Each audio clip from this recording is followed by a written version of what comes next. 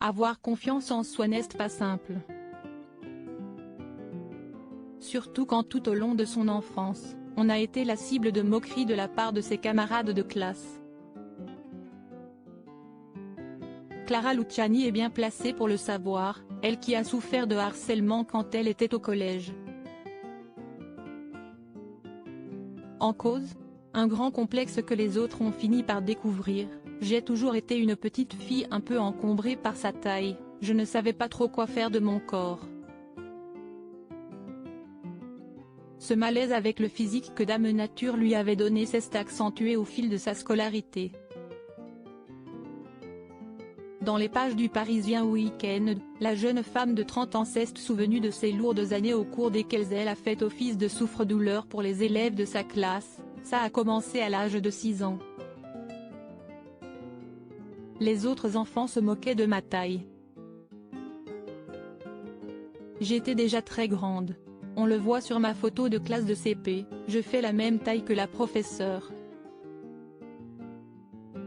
À 11 ans, je mesurais 1,76 m. Et puis j'étais la première de la classe, et une fille un peu bizarre qui aimait se réfugier dans les livres.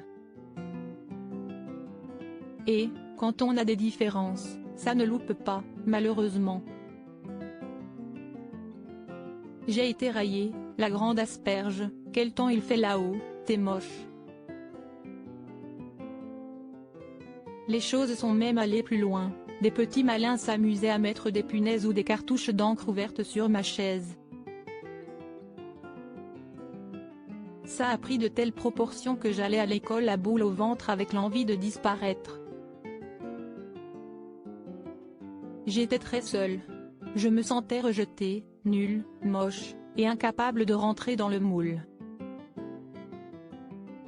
Ça a duré le temps du collège. Heureusement, Clara Luciani a pu compter sur le soutien d'une professeure qui lui a permis de gagner confiance en elle. Je reste très sensible aux commentaires dans son malheur. Clara Luciani estime qu'elle a eu de la chance puisqu'à son époque, les réseaux sociaux n'étaient pas aussi développés. Quand je refermais la porte de ma maison, j'étais tranquille, entourée de gens aimants et à l'écoute. Tous les élèves n'ont pas cette chance aujourd'hui, si est-il terrible d'imaginer que les enfants peuvent être persécutés à n'importe quelle heure du jour ou de la nuit. Je suis sidérée par la facilité avec laquelle certaines personnes se montrent méchantes et agressives sur les réseaux sociaux, en toute impunité.